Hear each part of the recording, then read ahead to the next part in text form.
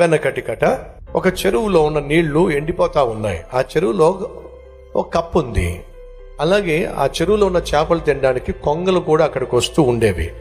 కానీ ఆ చెరువులో నీళ్లు ఎండిపోవడం వల్ల ఆ రెండు కొంగలు కలిసి మాట్లాడుకుంటున్నాయి. ఏమనంటే, ఈ చెరువులో నీళ్లు ఎండిపోతున్నాయి గనుక ఇక్కడ చేపలు మనకు దొరకవు, మనం వేరే ప్రాంతాన్ని ఎన్నుకుంటే బాగుంటుంది, అక్కడికి వెళ్ళిపోదామని చెప్పి ఆ రెండు కొంగలు మాట్లాడుకుంటూ ఉంటే, అక్కడున్నటువంటి కప్ప కొంగబావలు మీరు ఈ చెరువులో నీళ్లు ఎండిపోతున్నాయి అని చెప్పేసి వేరే ప్రాంతానికి వెళ్ళిపోతున్నారా అని అంటే, మరి ఏం చేస్తాం, బ్రతకాలి కదా, కాబట్టి వేరే ప్రాంతానికి వెళ్ళిపోదాం అనుకుంటున్నాం అని అంటే, ఆ కొంగ బావలను చూసి ఆ కప్ప బావ అంద ఏంటంటే, మీరు ఎప్పుడు ఇక్కడ వచ్చి వాలినా సరే ఎన్ని కబుర్లు చెప్పేదాన్నో, మీకు ఎంతగా కాలక్షేపమో నా వల్ల మీకు.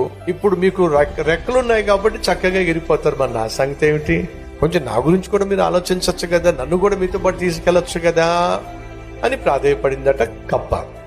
ఆ కొంగలు ఆలోచన చేసి, నిజమే కదా, మనకు రెక్కలు ఉన్నాయి కాబట్టి మనం ఎగిరిపోతాం, పాపం కప్పకి ఆ రెక్కలు లేవు కదా, దీన్ని ఎలా తీసుకెళ్దాం అని చెప్పి ఆ కొంగలు ఒక ఆలోచనకు వచ్చినాయి. ఏమిటంటే, నాతో వస్తానంటున్నావు కాబట్టి మేమేం చేస్తామంటే, మా మెడ మీద ఒక కర్ర వేసుకుంటాం, ఎగిరి పట్టుకో, తీసుకెళ్ళిపోతాం.